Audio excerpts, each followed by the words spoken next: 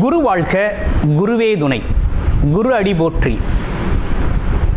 2024 குரோதி வருடம் அக்டோபர் மாதத்தின் பலாபலன்கள் ஒவ்வொரு ராசிக்கும் எப்படி இருக்கும், என்ன செய்ய போகிறோம் அப்படிங்கிறத, என்ன செய்யலாம், என்ன செய்யக்கூடாது, என்ன விதமான வழிபாடுகள் உகந்ததாக இருக்கும், ஒவ்வொரு நட்சத்திரங்களுக்கும் என்ன விதமான பலன்கள் இருக்குது அப்படிங்கிறத பற்றி விரிவாக பார்க்க போகிறோம்.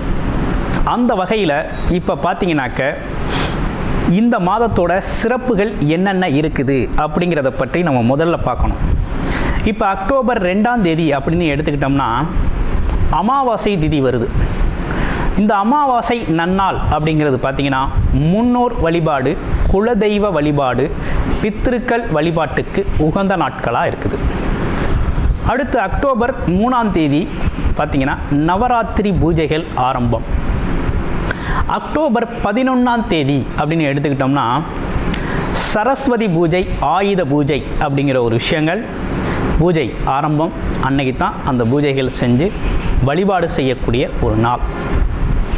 அடுத்து அக்டோபர் 17 அப்படிங்கிறது பௌர்ணமி திதி. திரு அண்ணாமலையாரை வழிபடக்கூடிய, கிரிவலம் சென்று வழிபடக்கூடிய, முழு அருளை பெறக்கூடிய ஒரு நல்ல நாள், அம்மனுக்கு உகந்த நாளாகவும் இருக்குது.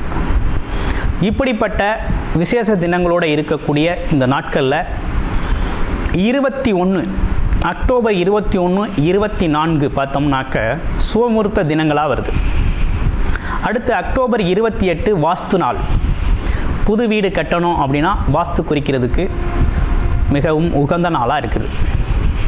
அடுத்து அக்டோபர் 31 தீபாவளி திருநாள் பண்டிகை அப்படிங்கிறது அன்னைக்கு தான் வருது. இப்படிப்பட்ட சிறப்புகளோட இந்த மாதம் தொடங்குது. அது மட்டும் இல்லைங்க, 4 விதமான கிரக பெயர்ச்சிகள் அப்படிங்கிறதும் இந்த அக்டோபர் மாதத்தில் வருது. புதன் பகவான் பார்த்தோம்னா அக்டோபர் 10ஆம் தேதி பெயர்ச்சி ஆகிறார். சுக்கிர பகவான் 13ஆம் தேதி பெயர்ச்சி ஆகிறார். செவ்வாய் பகவான் அப்படிங்கிறவர் 20ஆம் தேதி பெயர்ச்சி ஆகிறார். இதுக்கு இடையில் சூரிய பகவான் அப்படிங்கிறவர் அக்டோபர் 14ஆம் தேதி பெயர்ச்சி ஆகிறார்.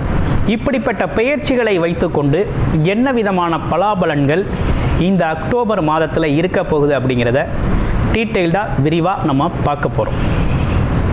அந்த வகையில் உங்களுக்கு ஏதேனும் இலக்கண அடிப்படையில் உங்களுடைய பிறப்பு ஜாதகம் எப்படி இருக்குது, விதி அமைப்பு எப்படி இருக்குது, இப்போ இருக்கக்கூடிய கோச்சார நிலைகளுக்கும் தசாபுத்தி பலன்களும் எப்படி இருக்குது, என்ன செய்யலாம் அப்படிங்கிறத பற்றி விரிவாக பார்க்கணும் அப்படின்னா டிஸ்பிளேயில் தர நம்பருக்கு கால் பண்ணி அப்பாயின்மெண்ட் ஃபிக்ஸ் பண்ணிக்கிட்டு உங்களுடைய பிறப்பு ஜாதகத்தை முழுமையாக நீங்கள் பார்த்துக்கலாம்.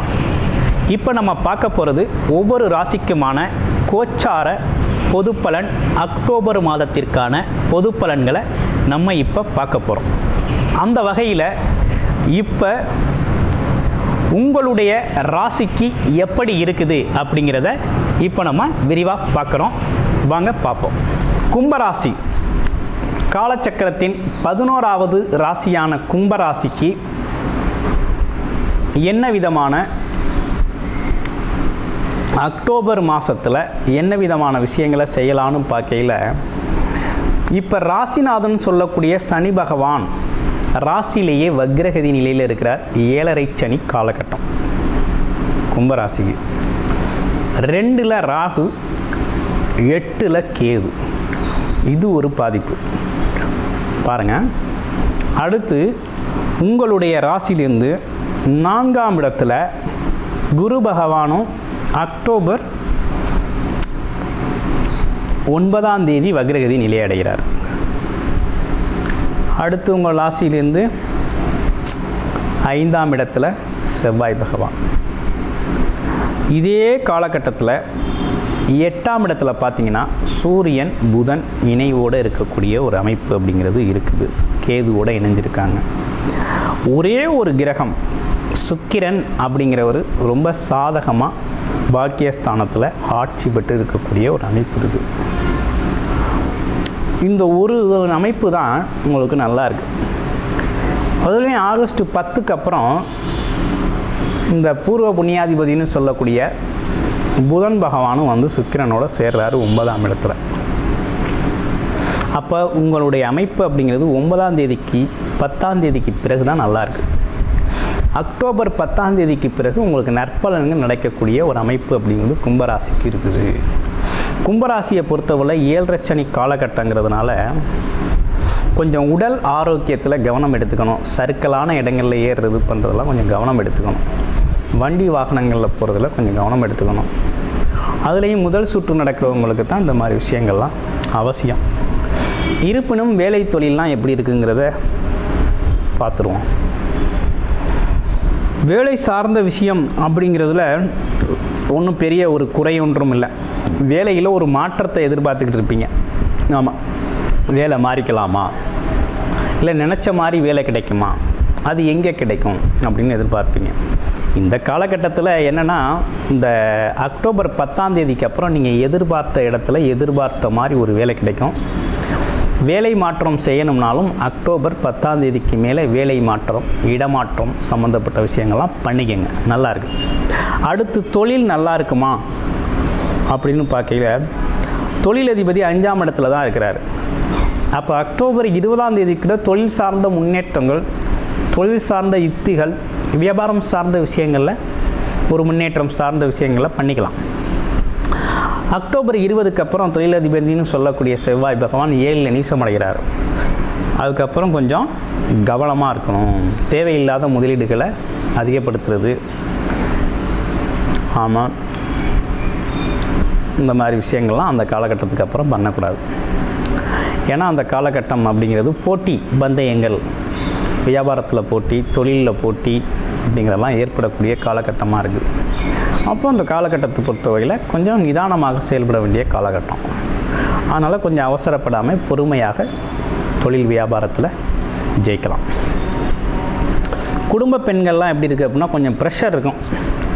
அது ஆணோ பெண்ணோ கண்டிப்பாக ஒரு மென்டலி ஒரு ப்ரெஷர் இருக்கும், ஒரு டிஸ்டர்பன்ஸ் இருக்கும். ஏதோ ஒரு வகையில் உங்களுக்கு ஒரு தொந்தரவு, குடும்ப உறுப்பினர்களால் ஒரு தொந்தரவு, அல்லது வேலை சூழலில் ஒரு தொந்தரவு அப்படிங்கிறது, ஏதோ வார்த்தைகளால் தொந்தரவு, செயல்பாடுகளால் தொந்தரவு அப்படிங்கிறது மாதிரி சின்ன சின்ன விஷயங்கள் இருக்கத்தான் செய்யும். அதை கடந்து தான் போகணுங்கிற அமைப்பு இருக்குது. ஆமாம், 2ஆம் இடத்துல ராகு இருக்கிறதுனால உங்கள் குடும்ப விவகாரத்தில் 3ஆம் நபர் தலையீடு அப்படிங்கிறத 2 பேருமே எடுத்துக்கக்கூடாது.